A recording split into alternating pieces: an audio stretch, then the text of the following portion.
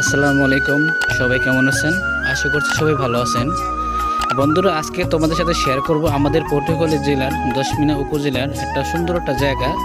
জায়গাটির নাম হচ্ছে গিয়ে হাজিরহাট। জায়গাটা আমার কাছে অনেক ভালো লাগে, আশা করছি আপনাদের কাছে অনেক ভালো লাগবে। এটা হচ্ছে গিয়ে আমাদের দশমিনার থেকে তেঁতুলিয়া নদীর একটা লঞ্চ ঘাট। আমার যারা ঢাকার বন্ধু বান্ধব যারা আছে বা আমাদের পটুয়াখালী থেকে যারা দূরে আছে, তারা যদি কখনো 10 মিনিট বেড়াতে আসেন, তাহলে এই জায়গাটা এক্সপ্লোর করার জন্য বিশেষভাবে অনুরোধ করা হলো।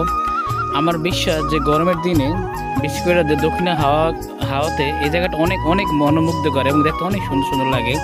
এখানে যে স্পিড বোটগুলো দেখতে পাচ্ছেন, এগুলো হচ্ছে গিয়ে যে গোসিরহাট যায়। এবং এই যে এখানে একটা ট্রলার বা ওই লঞ্চ দেখতে পাচ্ছেন, একতলা লঞ্চ, এটা দিয়ে কিন্তু ওই যে গোসিরহাট পার হয়, মানে নদীর পার হওয়ার জন্য এরকম এই লঞ্চ ঘাট। এবং লঞ্চ ঘাটের ওপার থেকে বিভিন্ন রকম লঞ্চ, যেমন ঢাকার লঞ্চ এবং চরের থেকে লঞ্চ আছে, ওগুলো ঘাট দেয়। এবং এখান থেকে কিন্তু ভোলা সহজে খুব যাওয়া যায়। এখান থেকে ভোলার যে ঘোষেরহাট এখান থেকে কিন্তু পার হওয়ার একমাত্র সহজ পন্থা। এবং পাশাপাশি এই যে লঞ্চ দেখতে পাচ্ছেন, এই লঞ্চে কিন্তু ভাড়া কম এবং পাশাপাশি কিন্তু স্পিড বোটও আছে।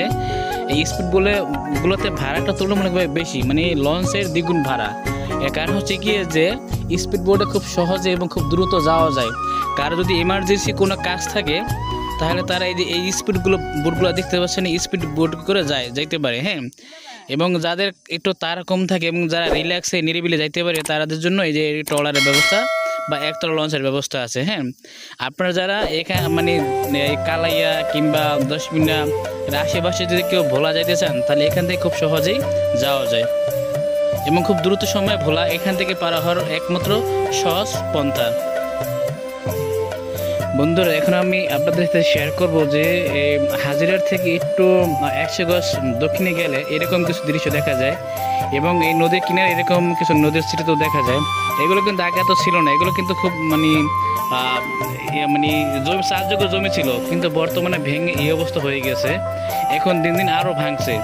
আমাদের যে দশমিনা উপজেলার যে এই যে নদীর তীরবর্তী অঞ্চলগুলো খুবই ভঙ্গুর। আপনারা সবাই দোয়া করবেন যে এই ভাঙ্গা দশা যাতে আমরা দ্রুত মুক্তি পেতে পারি। এবং সবাই চ্যানেলটি সাবস্ক্রাইব করে পাশে থাকবেন এবং এরকম ভিডিও দেখার জন্য সাধারণ আমন্ত্রণ রইল।